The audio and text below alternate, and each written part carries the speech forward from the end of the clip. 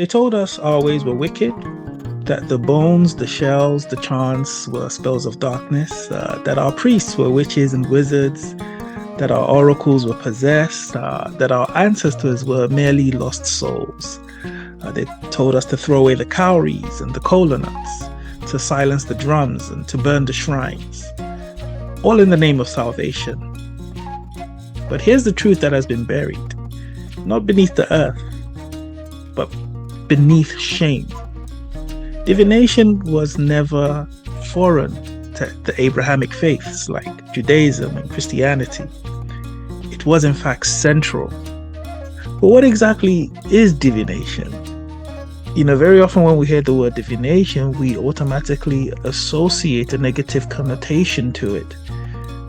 But according to the dictionary interpretation or explanation, divination is the practice of seeking knowledge of the future or the unknown by supernatural means. It is the practice of seeking knowledge of the future or knowledge of the unknown by supernatural means. And this is something that was practiced in Abrahamic faiths through the Urim and Turim, through the seeking of the prophets, through visions, through dreams. And we also see the like in African faiths, where we consult Ifa, for example, in the Yoruba religion or Yoruba Ifa practice. Ifa is consulted to get knowledge of the future or knowledge of the unknown through supernatural means. So if that's the case, why was one demonized and the other celebrated? The purpose of this video isn't to bash the Abrahamic faiths. The purpose of this video is merely to shed light on the fact that African faiths that have been demonized and labeled as dark and demonic for so long share parallels and similarities with Abrahamic faiths, with Abrahamic practices in Judaism and Christianity. And we are exploring the question, why was one deemed to be bad and demonic and the other esteemed and the other elevated, and it was okay to practice the other even though they were both sharing similar practices? Surely this needs to be looked into in a deeper way. And surely we need to ask these questions, because I believe the reason that was done, the demonization of the African divination systems and faith practices, was a means for the colonial powers to manipulate Africans and to bleed its resources.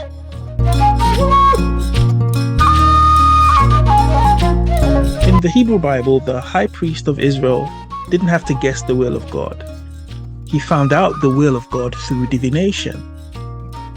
One over his chest was a sacred garment, the breastplate of judgment, and within it two mysterious objects called the Urim and the Thummim. In Exodus chapter 28 verse 30 it says, "Place the Urim and the Thummim in the breastpiece so that Aaron may always bear the means of making decisions for the Israelites before the Lord."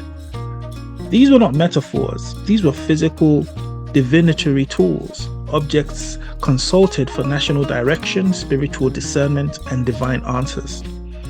Again, in Numbers chapter 27 verse 21, God instructs Moses that Joshua is to lead the people, but must consult the Urim before battle.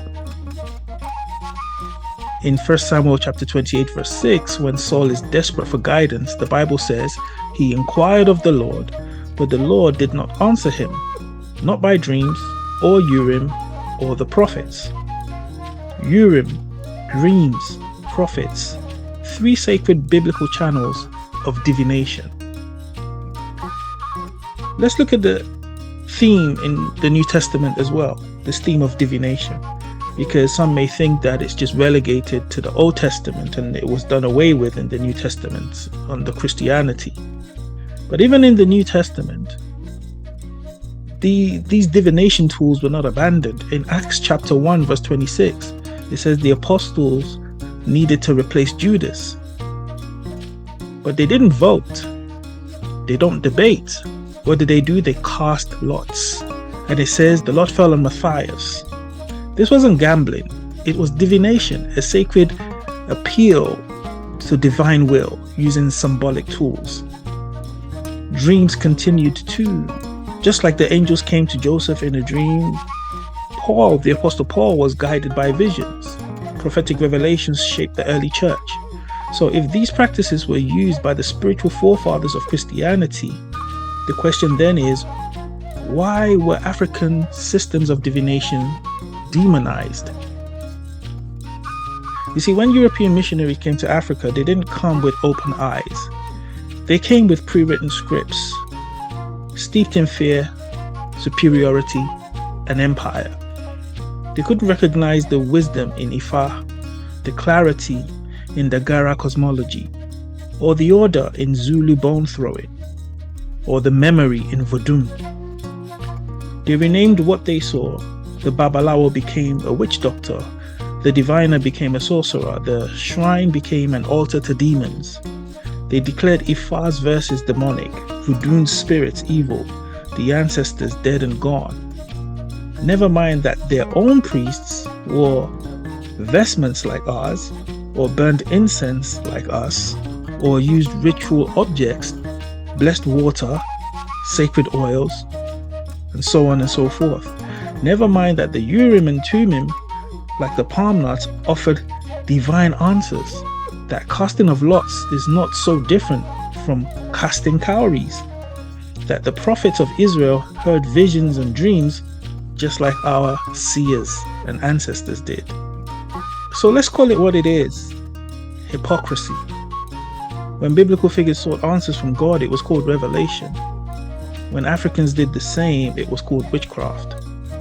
When the high priests used sacred stones to determine God's will, it was divine order. But when the Babalawo used the okpele to access Orumila's wisdom, it was demonic disorder. But look closely, and the parallels are undeniable. Let's take a closer look between the parallels of biblical and African divination.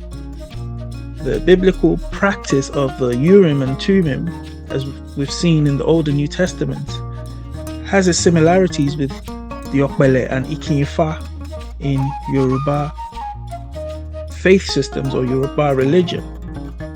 And the similarity is that these are sacred binary tools to seek divine will. The casting of the lots in biblical practice is similar to the casting of cowries and bones. And these randomized symbols are interpreted through divine logic. The dreams and visions in biblical practice are similar to the spirit messages and trance states seen in African religions. And these are divine messages through altered states. The biblical practice of the prophetic interpretation can be likened to Odwifa's verses and ancestral stories. And the similarities between this is that divination reveals guidance through sacred narratives. The high priest as an intermediary in the Bible is equivalent to the Babalawo, the Sangoma, the Dibia, and these are trained, consecrated spiritual intermediaries. Temple rituals in biblical practice can be equated to the shrine offerings, ancestral altars, because these are just sacred spaces where offerings and spiritual consultations are performed. So the attack on African divination was never about doctrine, it was about domination. Colonial powers knew to destroy a people, you must sever their roots. So they struck at the roots of our memory, our rituals, our communication with the unseen. They replaced our priests with pastors, our oracles with preachers, our sacred chants with hymns. But they made sure we sang them in chains. But memory is stubborn, and truth has a voice that refuses to be silenced. Across Africa and the diaspora now, the drums are rising again. The shrines are being rebuilt and the cowries are being cast. We are reclaiming what was stolen. We are throwing away the shame that was placed on our religions and our ancestral ways of communicating with the divine. And we're no longer happy or prepared to be silenced. Because divination was never evil. It was our technology of the divine. It was our language for decoding destiny. And now the fear is falling away. The shame is fading. The ancestors are speaking, and we are listening. African divination systems are not primitive echoes of a forgotten past.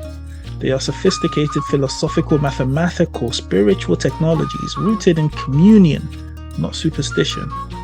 And the next time someone tells you that our ways are evil, ask them if they've read their own Bible. Ask them if they've heard about the Urim and the Turim, the casting of lots, and what they call that. Is that not divination? Because the divine has many dialects, and Africa speaks in one of the oldest.